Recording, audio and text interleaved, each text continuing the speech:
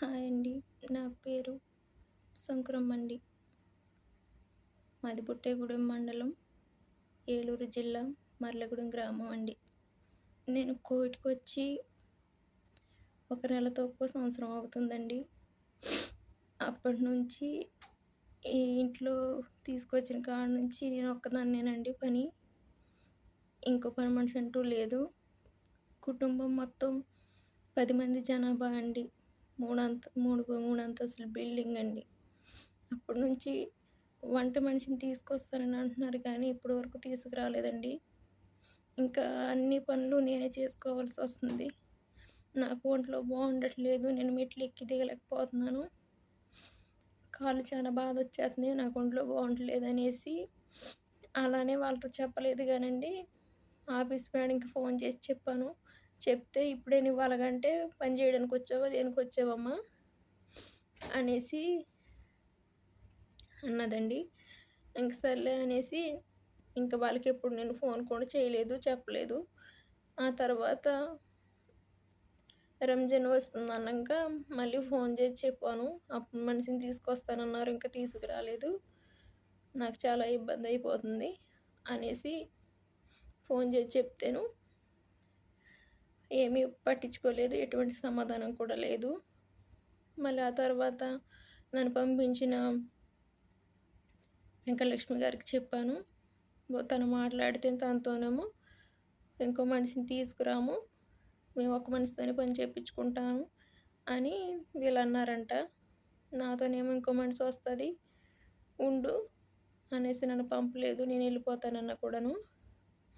అలాగా సా పెద్ద ఏజెంట్ గారికి చెప్తేనేమో 15 రోజుల్లో మనిషి వస్తదంటమ్మా రంజాన్‌కి.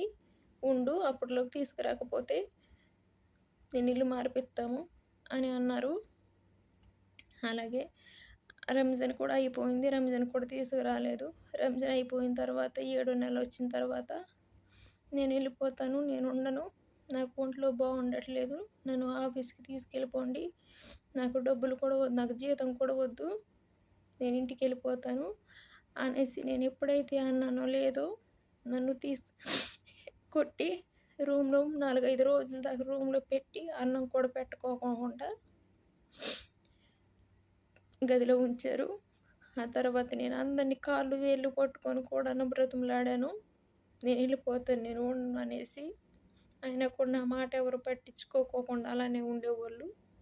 తీసుకెళ్తాను ఆఫీస్‌కనేసి పనంతా చేపించుకొని తీసుకెళ్ళలేదు. ఆఫీస్ క్లోజ్ అయిపోయినాయి అనేసి నా ఫోన్ కూడా తీసేసుకున్నారు. నేను ఎవరితోనూ మాట్లాడడానికి కూడా లేకోకుండా ఫోన్ కూడా ఇవ్వననేసి. ఆ తర్వాత నేను ఉంటాను, చేసుకుంటాను అనేసి చెప్తే నేను ఇంటికి ఫోన్ చేసుకోవాలి అనేసి బ్రతిమలాడితే ఫోన్ ఇచ్చింది. కాకపోతే ఎనీ టైం పగలైతే ఫోన్ మాట్లాడడానికి లేదు రూమ్‌కొచ్చిన తర్వాతనే. అప్పుడు ఇంట్లో వాళ్ళు పడుకుండిపోతారు. మాట్లాడితే దొంగసాటుగా మాట్లాడాల్సొస్తది ఇంట్లో వాళ్ళతోటి. అలా జరుగుతుంది. ఏదన్నా అంటేను ఆఫీస్ గాని, ఇక్కడ విషయాలు చెప్పినట్టయితేనే చంపేత్తాను అని బెదిరిచ్చింది. అందుకు నేను ఇక్కడ పరిస్థితుల గురించి ఆఫీసోళ్ళకి చెప్పలేదు. చెప్పినా కూడాను వీళ్ళని అడగొద్దని చెప్పాను. వాళ్ళని మీరు అడిగితే నన్నిక్కడ చంపేత్తానని బెదిరిత్తుంది. ఇంక ఫోన్ తీసేసుకుంటాను.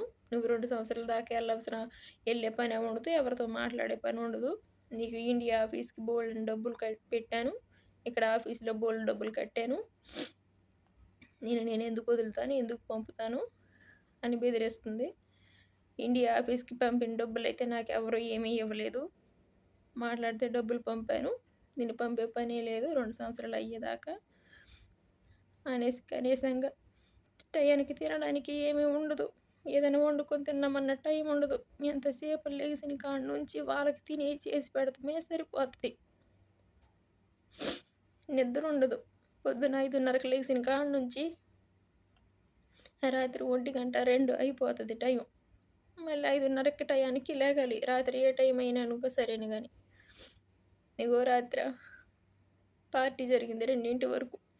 కింద పడతాలు, మీద పడతాను. ఎలా ఉన్నా లేసినా ఏ నొప్పున్నా కనీసం ఒక టాబ్లెట్ కూడా ఇవ్వరు అడిగినాను. అంత దారుణంగా చూత్తరు పనోళ్ళనిక్కడ. సరేనండి.